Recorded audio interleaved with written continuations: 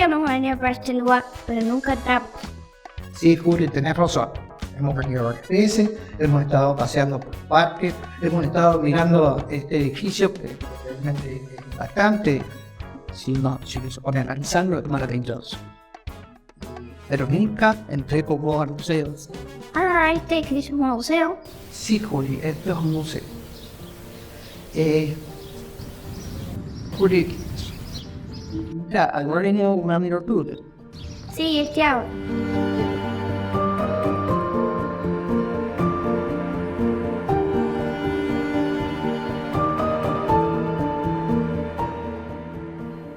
Hola Juli, hola David. Hola, Tiago. Hola, Pedro, ¿te gustaría escuchar la historia de este lugar? Mi abuelo David sabe mucho sobre esta casa. Me dijo que es un museo. Es verdad lo que dice Julieta.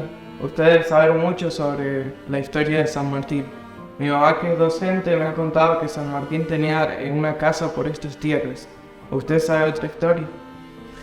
Sí, miren chicos, yo veo que están interesados en la historia y qué bueno esto. Y les quiero decirles algo sobre nuestra ciudad, la ciudad de San Martín, el casco viejo, que ostenta con legítimo orgullo ser la única ciudad del mundo delineada por el general San Martín, y que además esta ciudad tiene una declaratoria de ciudad histórica a nivel provincial. Pero ¿saben qué? Me gustaría que ingresemos al museo y ahí les sigo explicando mejor. Vamos, seguro es muy importante lo que papá.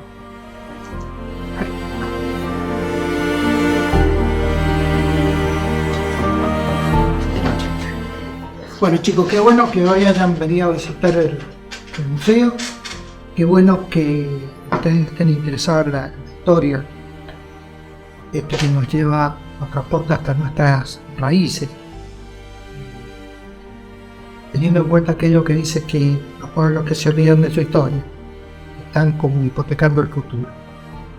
Y es bueno que ustedes, la juventud, se interesen en la historia, para que no se hipoteque el futuro de nuestro país, de nuestra patria chica, que es San Martín, que es la provincia de Mendoza, y de nuestra patria, que es la República Argentina.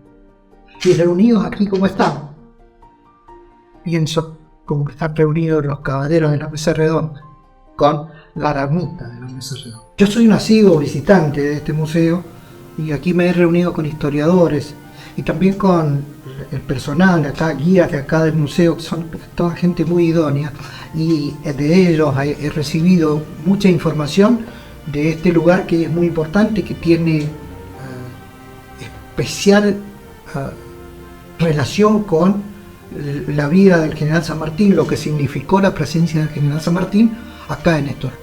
¿Y usted nos va a ir explicando qué es este lugar? Sí, con todo gusto. ¿Y este edificio por qué existe? ¿Era la casa de San Martín? Buenísima la pregunta, Julieta. Aquí vamos vamos a aclarar y te voy a contestar primero la pregunta que me hiciste en segundo lugar. Realmente no es la casa de San Martín. La casa de San Martín está ubicada aquí cerca, 3-4 cuadras, en la zona circundante a la plaza del Olivo Histórico.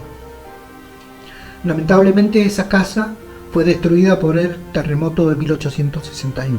Lo más triste es que ni siquiera las ruinas de esa casa, ni el lugar de esa casa, se tuvo en su momento la precaución de conservarla.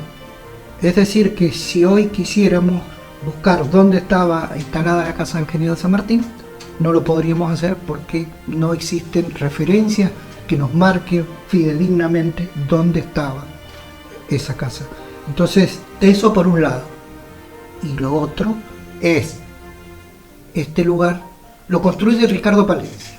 Ricardo Palencia fue quien adquiere en primera instancia parte de la chacra de los Barriales. El general San Martín, estando en Boulogne-sur-Mer, en Francia, y ya sabiendo que no iba a poder regresar a la Argentina, que no iba a poder regresar a este lugar, a su querida Tebaida, decide ponerlo en venta. A tal efecto, lo envía a su yerno, al esposo de Mercedes, a Mariano Balcarce, a que haga la venta. Y la primera persona que adquiere parte de estos terrenos se llamó Ricardo Palencia. Ricardo Palencia acá instaló una finca, viñedos, frutales y demás, y en el año 1900, entre 1900 y 1905, construye este lugar que hoy estamos, donde hoy funciona el museo. Y lo construye de una manera que le da ciertas connotaciones al lugar. Hizo la casa vivienda de quien era el encargado de la finca, hizo este edificio y también hizo a 100, 200 metros de aquí las caballerizas donde daban de comer a los animales. También era el lugar donde se guardaban las herramientas que se utilizaban precisamente para la labranza de la finca. Y este lugar, de alguna manera, fue construido y cumplió la función de un lugar de acopio de mercaderías. Es decir, acá llegaban los carros desde distintos lugares del país con mercaderías, y en las galerías se acopiaban, se guardaban las mercaderías y los carros, en la galería norte y en la galería sur de este lugar. En lo que son las dos bóvedas, por allí pernoctaban, si así lo tenían que hacer, los carreros, los que manejaban esos carros. Ese fue la función que cumplió este gran edificio. Lo que sí se respetó, este edificio fue construido con las mismas técnicas arquitectónicas que estaba construida la casa del general San Martín. Entonces vamos a ver cómo este tipo de construcción con bóvedas cumplían una función. A ver, si nos remontamos al año 1900, donde se construye, Mendoza todavía era casi un desierto. Como tal, tenía clima de desierto, con veranos muy calurosos y con inviernos crudos y muy fríos. Y esta altura que le daban a los edificios era para que en verano fueran más frescos, pero después tenían otro problema. Los inviernos en la zona desértica también son bastante más crudos. Y recorriendo todo el edificio vamos a ver cómo están instalados a 2,5 metros, 3 metros de altura. Hay todas maderas empotradas en las paredes que están bastante más abajo de lo que es el edificio en sí. Esas maderas cumplían una función. En invierno, cuando los fríos arreciaban, calefaccionar un edificio tan alto siempre se hacía muy, pero muy difícil. Entonces, en esas maderas se montaban cueros de vaca y a modo de cielo raso bajaban el volumen que separaba el techo del piso, y también en aquella época la calefacción era afuera, prendíamos leña y traíamos braseros adentro de las habitaciones. Entonces, al tener esos cueros que bajaron, que redujeron el espacio, se podía calefaccionar mejor. Eso fue la connotación que tiene, similar a la casa del general San Martín, es el tipo de construcción que se hizo y respetando aquella técnica arquitectónica. Así como la casa de San Martín tenía bóvedas, acá también lo hicieron con bóvedas. La diferencia que está entre la casa de San Martín y este edificio es que la casa del general San Martín, según se dice, tenía 5 bóvedas, y esto es recabado de los lugareños que habían visto esa edificación. Fueron pasando los distintos dueños de este lugar, y en el año 1970 el último dueño que tuvo la chacra de los Barriales dona a la municipalidad de General San Martín 5 lotes. La persona que lo dona es Echesortu, que fue una empresa de Rosario, Echesortu y Casa, que se instaló acá en San Martín, y Echesortu dona 5 lotes con cargo a establecer un museo, establecer una plaza, porque era uno de los lotes era este en el que estamos, que es donde está el edificio y los parques que lo circundan. Entonces, este lote era para museo y para un parque con flora autóctona, que es el parque que rodea. El otro lote era para establecer una plaza en el olivo histórico. Y los otros 3 lotes eran con cargo a construir una escuela técnica, un jardín de infantes o un edificio público que atendiera las necesidades de la gente del lugar. Hasta hoy, los únicos dos lotes con los que se ha cumplido con esa donación con cargo son el del museo y el de la plaza. Los otros 3 lotes todavía no se ha edificado nada todavía, y están los lotes para que se puedan realizar estas obras. En el 1972, intendente de aquel entonces, el doctor Pedro Pablo Agnesi, acepta la donación. Y luego vamos a pasar al año 1976, donde estaba un interventor que era el mayor Norberto López, y él decide encarar lo que es poner en funcionamiento un museo en este lugar. Entonces recurre a la buena predisposición de docentes, profesionales, profesores de historia y a mucha gente que quería colaborar con la instalación de un museo acá, y se forma una comisión cuyo primer presidente fue el profesor José Esteban Rausi. Después hubo otra presidenta que tuvo también una destacadísima actuación y trabajó muchísimo por engrandecer este museo, que fue la profesora Mirta Prisco de Amprino. Hubieron otras personas que colaboraron y que yo después voy a pedirles a ustedes que vayamos a verlas. Hay un cuadro allí en la primera sala de este museo. Hay un cuadro donde están los nombres de todas las personas que colaboraron y que hicieron posible que este museo sea lo que es hoy. O sea, trabajaron mucho, pusieron mucho esfuerzo, mucho sacrificio, pusieron mucho de su conocimiento y también sacrificaron horas de su descanso para darle vida a este museo, que encierra tantas cosas importantes relacionadas con el General San Martín, porque este edificio se hizo acá, sobre lo que era su querida Tebaida. Encierra todos los sueños del General San Martín, todos los sueños de libertad para América. También encierra tristezas, contratiempos que él tuvo para poder armar su ejército, ese ejército libertador, el ejército de los Andes, primer ejército libertador del mundo. Chicos, en el mundo no había habido ejércitos libertadores. Todos los ejércitos que había en el mundo han sido ejércitos conquistadores. El general San Martín no quería conquistar, quería libertad, quería darle la libertad a los pueblos americanos. Ese era su sueño. Y acá están encerrados esos sueños. Acá están encerrados los sueños de libertad que tenía el general San Martín para con América, para con los hermanos americanos. Y también están encerrados los sueños que él tenía, que después de su campaña libertadora, establecerse en este lugar al que él llamó mi querida Tebaida, que pidió en donación al gobierno de la provincia de Mendoza.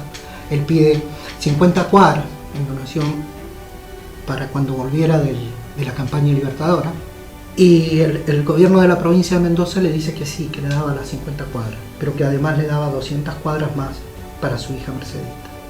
El general San Martín hace la campaña libertadora, y cuando regresa en febrero de 1823, él alcanza a estar desde febrero hasta noviembre de ese año.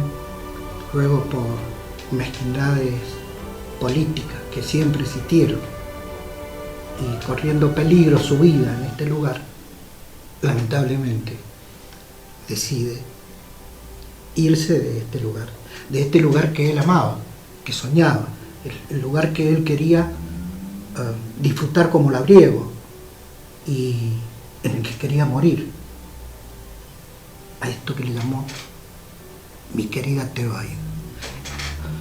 Y por ahí yo me pongo a pensar ¿Cómo habrán sido los sueños del general San Martín? ¿Qué visión ha tenido? Porque si uno se ubica en el tiempo en que él pide estos lugares, se podría pensar que esto era solo médanos, salitre, salitrales y ciénagas. Y yo pienso, ¿qué es lo que habrá visto? ¿Cómo se habrá imaginado Sotebaida? Porque él consideró a esto como un paraíso, como ese paraíso interior que soñaba. Seguramente quería dedicarle el esfuerzo como labriego para que esto se convirtiera de ese casi desierto que había en un vergel, en un paraíso. Ese era su sueño. Y acá, seguramente, están en este espacio, están los sueños del general San Martín. ¿Y en los salones del museo qué hay? En el salón de la entrada nos vamos a encontrar con un busto del general San Martín, algunos cuadros. Allí también está ese cuadro que digo yo, donde están todos las personas de San Martín que trabajaron mucho para que esto sea lo que hoy es. Ahí tenemos un mechero, tenemos un portallamas. ¿Y afuera por qué hay una llama?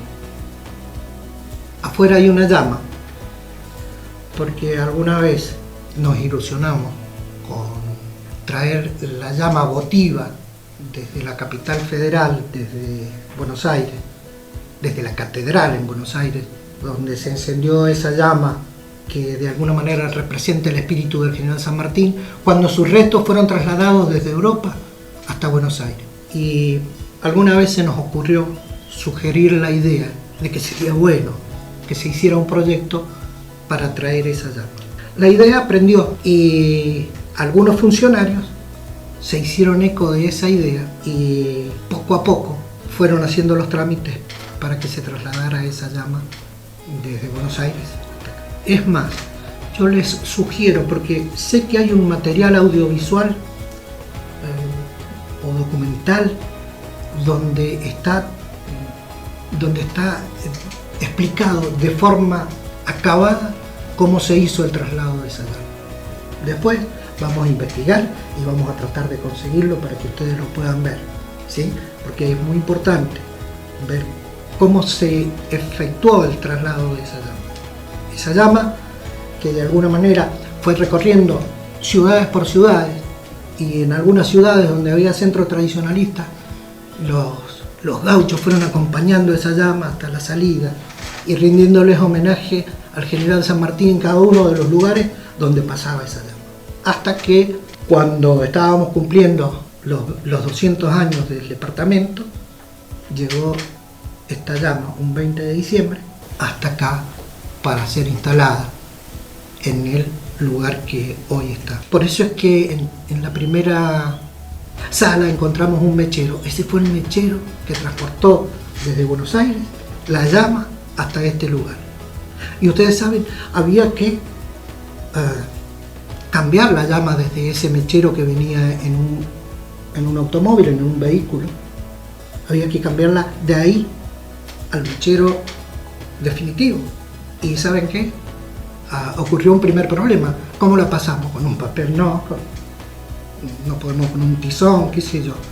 Entonces se le encarga a los directivos de la escuela técnica que idearan un pasador de llama. Y uno de esos profesores, inspirado en el sable corvo de San Martín, tira la idea, y entre los profesores y los alumnos diseñaron ese pasallama que está en la primera sala. Si quieren lo vemos bien, lo analizamos bien.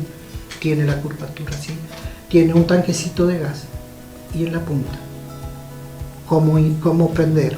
Entonces se trasladó la llama, se encendió ese pasallama, se traslada la llama desde el mechero viajero al mechero definitivo con ese pasallama. Ese pasallama que está allá hoy todavía se ocupa.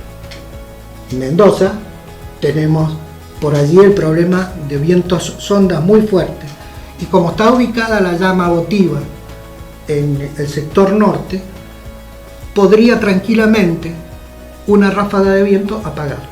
La gente de Defensa Civil, que es la que está en permanente contacto con quienes manejan toda la información sobre el clima, saben cuándo puede bajar un viento sonda, qué intensidad puede tener, y ellos son los que vienen y utilizan ese pasallama, toman la llama desde el mechero definitivo y lo vuelven a traer al mechero viajero, a ese mechero que está allí. O sea, ese mechero sigue teniendo vida, y también sigue teniendo vida el pasallama que se ocupa así. Entonces, traída la llama a la primera sala y resguardada del viento, se apaga la otra llama, y cuando pasa el temporal, el viento, esa llama vuelve a ser instalada allí en el mechero definitivo.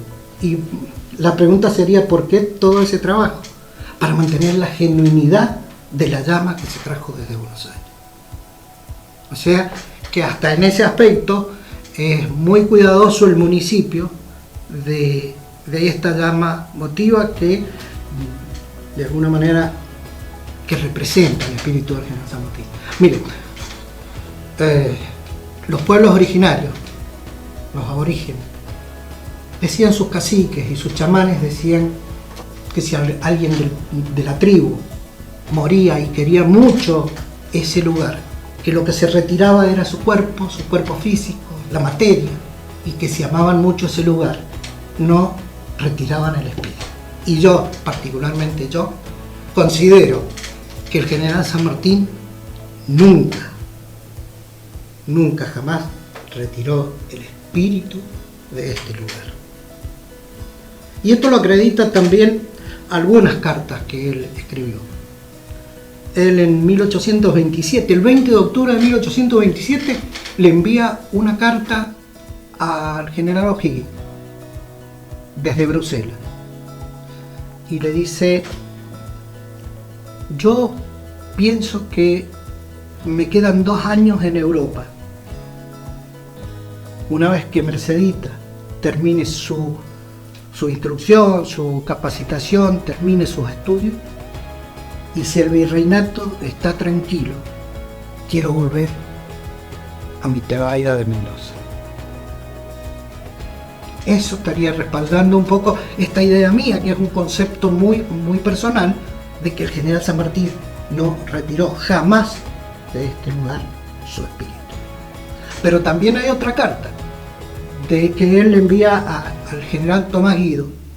Hacia 1827, escribía San Martín a su amigo Tomás Guido: en cuanto a mí, solo le diré que paso, en la opinión de estas gentes, por un verdadero cuáquero. No veo ni trato a persona viviente, porque de resultas de la revolución, he tomado un tedio a los hombres que ya tocan ridículo.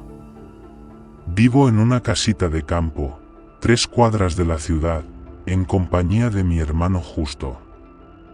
Ocupo mis mañanas en la cultura de un pequeño jardín, y en mi taller de carpintería.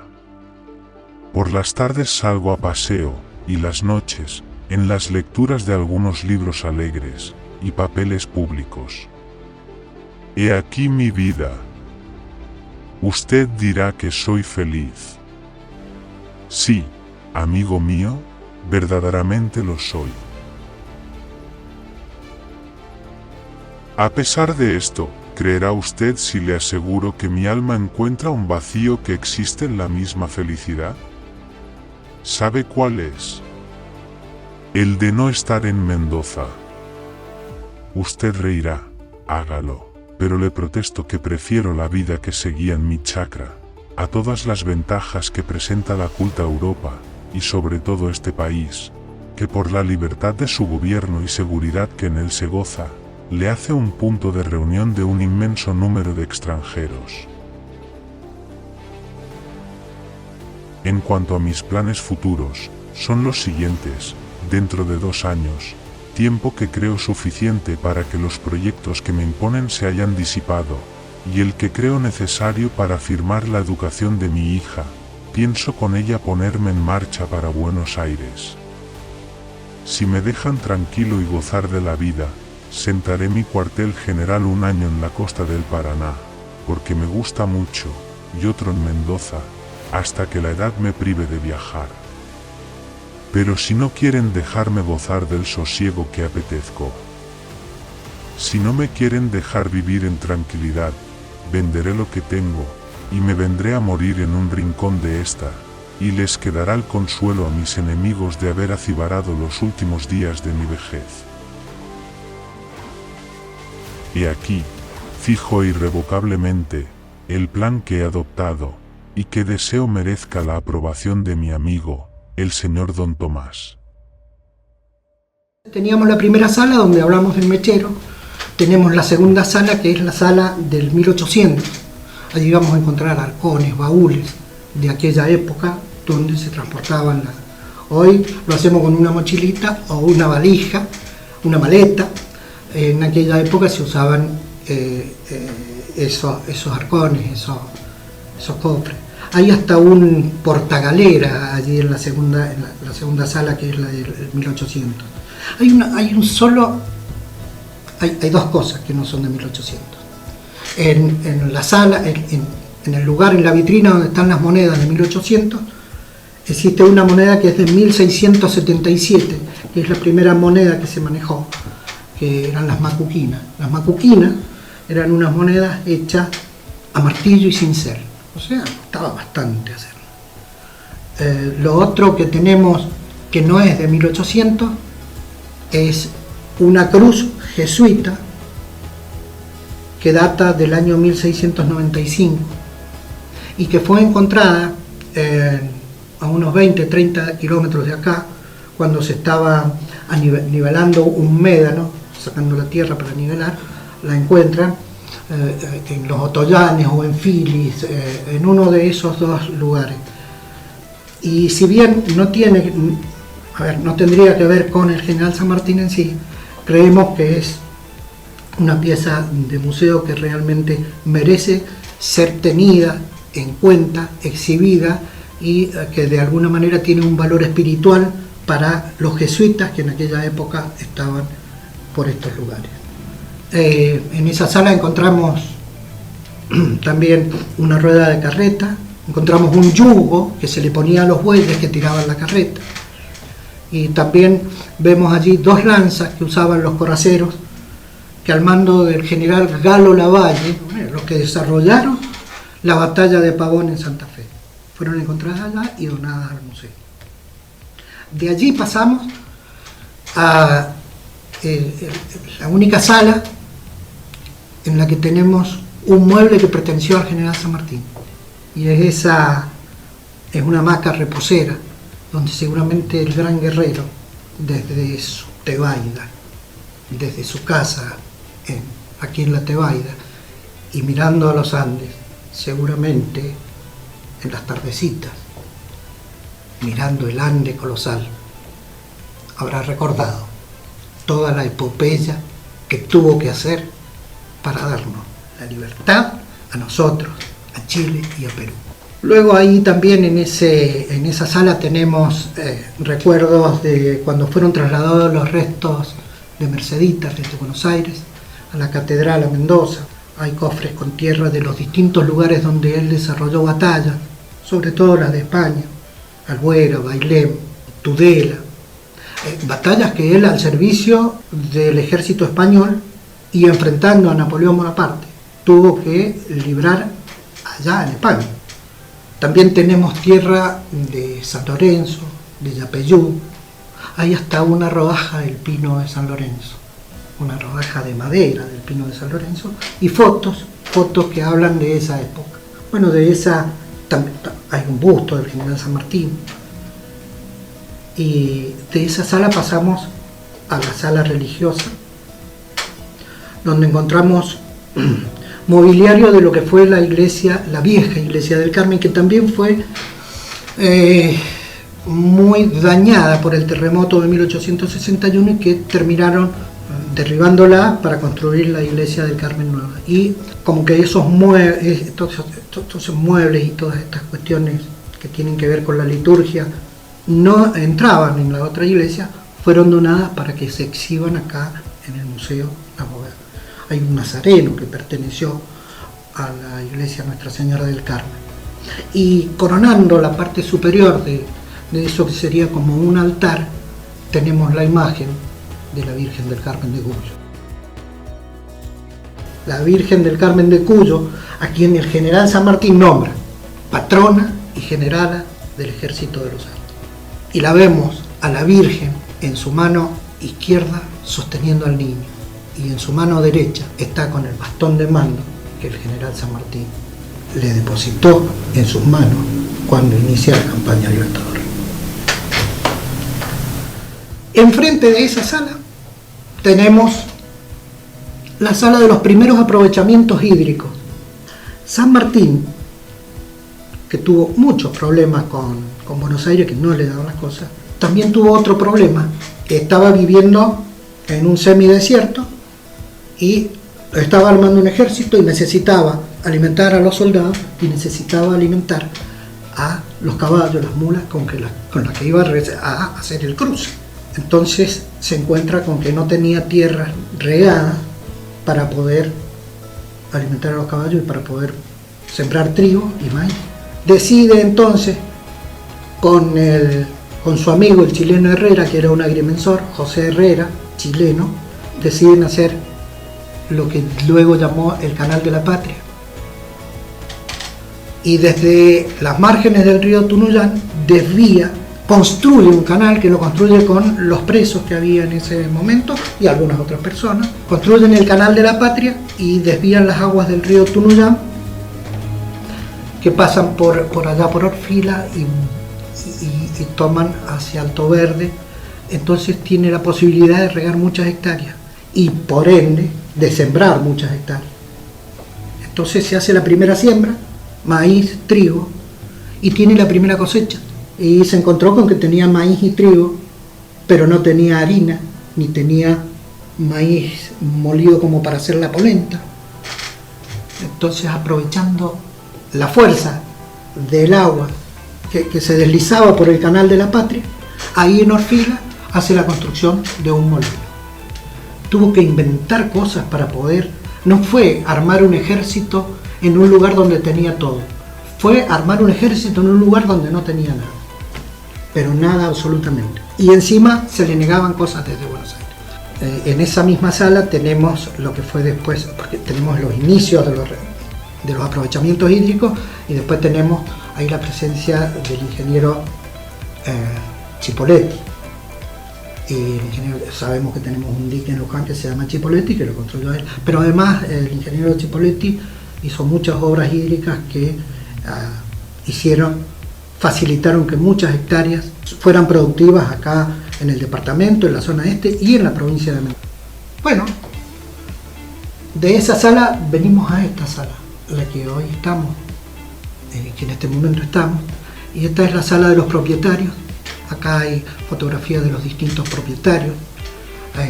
Tenemos un cuadro donde está la mensura que hicieron el Colegio de Agrimensores de acá de San Martín y de Mendoza, de lo que era la chacra de los barriales. También tenemos planos de la delineación que el general San Martín dejó para este lugar. Dijimos cuando entramos que fue la única ciudad del mundo que fue delineada por el general San Martín. Ahí tenemos estos planos donde nos hablan de esa delineación que hizo el general San Martín. Bueno, de esta sala, y tenemos en esta sala también una carbonilla de Rugendas.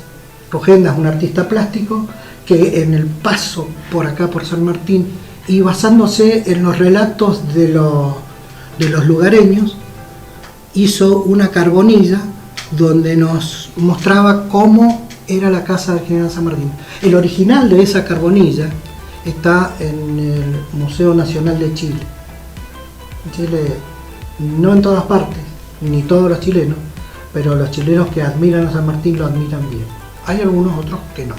Pero bueno, allá en el Museo Nacional de Chile está el original de esa carbonilla. Y basándose en esa copia de esa carbonilla, el ingeniero Gutiérrez, hijo de una de las muy trabajadoras mujeres que estuvieron integrando la comisión, de Blanquita Gutiérrez, él también hizo una maqueta de lo que es la casa del general San Martín, que la tenemos también aquí. en este salón. Tenemos muebles que pertenecieron a esa familia, hay un piano que perteneció a alguna de esas familias que fueron donados y que hablan de esta sala de los propietarios. Continuamos, vamos dando seguimiento a la recorrida del museo y nos encontramos con la sala que habla de la agricultura, de cómo fueron los inicios de la agricultura aquí en Mendoza. Entonces nos vamos a encontrar con herramientas muy antiguas, nos vamos a encontrar hasta con una carretilla hecha toda de madera y con tientos de cuero atados, que tiene una rueda que es un tronco de un árbol cortado a hacha y que le han dado la forma de la rueda y que seguramente con un hierro caliente le hicieron el agujero en el medio y armaron una carretilla.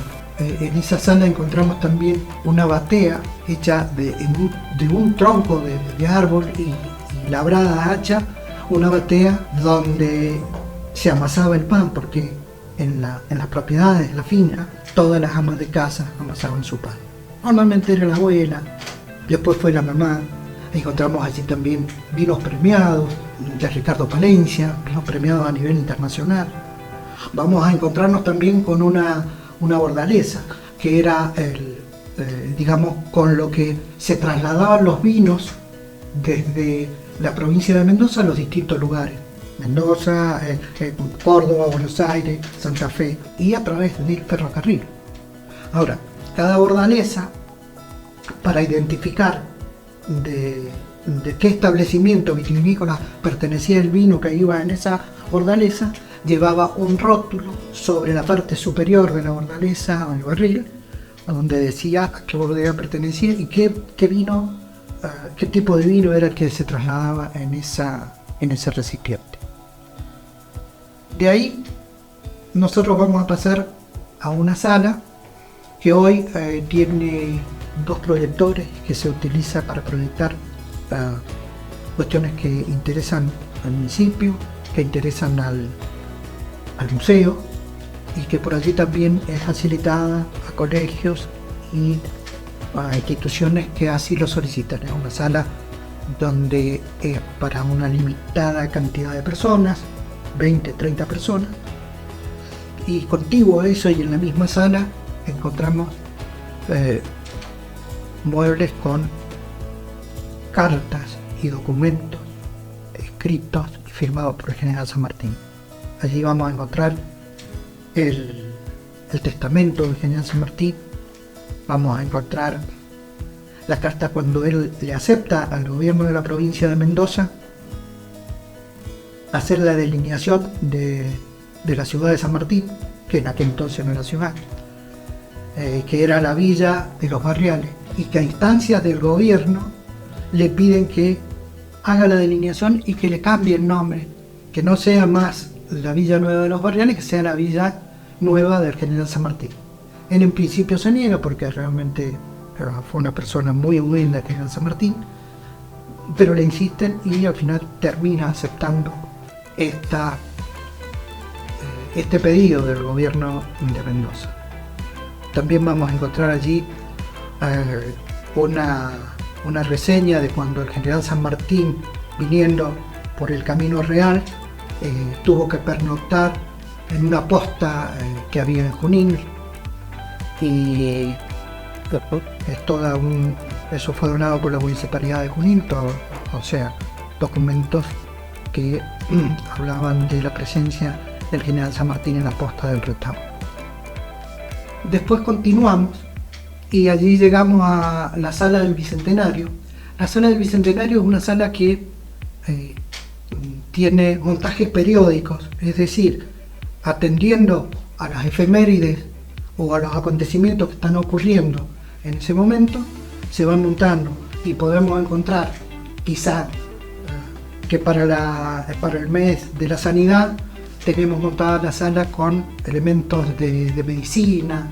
Esa sala no tiene una muestra fija, pero tiene una dinámica que tiene que ver con lo que se relaciona a las actividades, a las efemérides, a los acontecimientos que estén pasando durante el día. De ahí pasamos a la sala de numismática y ahí vamos a encontrar monedas de la República Argentina de un lado y del otro lado monedas del mundo, de distintos lugares del mundo, de distintos países del mundo.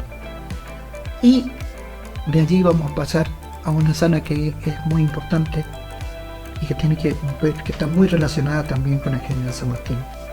Vamos a pasar a ver la sala de la bandera. Bueno, yo los invito a que vayamos hasta la sala de la bandera y les voy a recomendar algo. Hay muchas de las cosas que he dicho yo, pero muchísimas más hay en un libro que editó la profesora Cecilia Marigliano, que yo les voy a pedir después que si pueden conseguirlo, consultarlo, porque ahí van a saber bastante más de lo que se escribe sobre la chacra de los Barriales y de este museo. Pero también hay una edición anterior que es casi específica sobre este museo, que es de la profesora Marigliano y de la profesora Leonor Moral de Meli, que es un libro que se editó por allá por 2006, que habla mucho de esto que tiene que ver con el museo. Así podemos tener un acabado conocimiento de todo esto. Los invito, chicos, varios. Bueno, chicos, en esta recorrida estamos llegando a la sala más importante, acá en la presencia de la bandera. ¿Es la bandera original? No, esta no es la bandera, esta es una réplica de la bandera de Luzón. La bandera original está en el memorial de la bandera que está frente a la casa de gobierno. Antes aquella bandera estaba en este cofre, este es el cofre que estaba en la casa de gobierno y que fue donado al museo. Sin embargo, la bandera es una réplica en la bandera de Luzón. ¿Saben qué, chicos? Esta bandera tiene algún sentido distinto, por lo menos así el general San Martín lo vivió. ¿Por qué? Porque en la historia de esta bandera, el general San Martín le encarga a la Patricia Mendocina que la confección de esta bandera la inicien un 24 de diciembre. 24 de diciembre, al día siguiente, ¿qué es? Navidad. Navidad es nacimiento, Natividad, nacimiento. El general San Martín decía que se estaba produciendo el nacimiento de la bandera que iba a simbolizar la libertad de los pueblos americanos. Y es la primera bandera de la libertad que enarboló un ejército. Esta bandera acompañó al ejército americano. ¿Y el uniforme burra, verdad? ¿O lo usó soldados de la campaña libertadora? Este uniforme fue creado por el general San Martín. En este uniforme él puso algunas cuestiones importantísimas en el momento de desarrollar la batalla. El general San Martín exigía, para que un granadero pudiera ingresar al cuerpo de granaderos a cabal, que tenía que tener por lo menos 1,80 m de altura. Si nosotros le sumamos a la altura de una persona, de un soldado de 1,80 m, le sumamos que el morrión tiene 20 centímetros como mínimo, quizás hasta 30 centímetros podríamos decir, pero pongámosle 20 centímetros. A un soldado de 1,80 m le ponemos un morrión de 20 centímetros y ya tenemos un soldado de 2 metros de altura. No solo eso, era la importancia de que fuera un gran soldado, que además eran todos bien corpulentos. A ese soldado, que el más pequeño de ellos tenía con el morrión puesto 2 metros de altura, lo subimos sobre un caballo de grandes dimensiones, no eran caballitos flaquitos ni mucho menos. Entonces, ese soldado que iba a caballo al frente a desarrollar una batalla y se tenía que enfrentar con los soldados españoles que venían de a pie, sable en mano, ya el impacto visual y psicológico que generaba la presencia de estos semejantes soldado arriba de semejantes caballos, como que hacía que el enemigo ya hiciera como un frenante. Entonces, hasta en eso pensó, hasta en esa cuestión pensó del impacto psicológico que hacía la presencia de un granadero al enfrentarse con su enemigo. Y fíjense que ese traje de granadero tiene otra cuestión importante que hay que conocer. Ese ornamento que cuelga sobre la oreja izquierda del granadero tiene un alma de acero, o sea, como un araple de acero dentro. Sobre ese se teje, con el hilo se teje el ornamento y cumple una función. La función de ese ornamento con alma de acero era que en la batalla, cuando se desarrollaba la batalla, el sable del enemigo, del soldado enemigo, venía directamente, porque había que ser efectivo en esa época, era el corte sobre el cuello para que el soldado no cayera ahí nomás. Entonces venía el sablazo sobre este costado y al llegar al adorno que tenía, el sable rebotaba porque chocaba en acero. Con seguridad, ese ornamento que está ahí que salvó la vida a muchos granaderos que pudieran haber recibido un sablazo del ejército español. Sobre el lugar donde está ese traje de granadero, vemos la imagen de ese cóndor. Decía el general San Martín que el cóndor, con su sereno vuelo, lo vio en el cruce de los Andes, en la campaña libertadora a la República de Chile. Él admiraba mucho el vuelo del cóndor. Y en este mismo lugar, en esta sala, tenemos además una réplica del sable corvo. El sable corvo, el general San Martín dice, es un sable que adquirí en Inglaterra. Era el arma ideal para los combates a caballo. El sable corvo, mi sable corvo, era la prolongación de mi brazo libertador.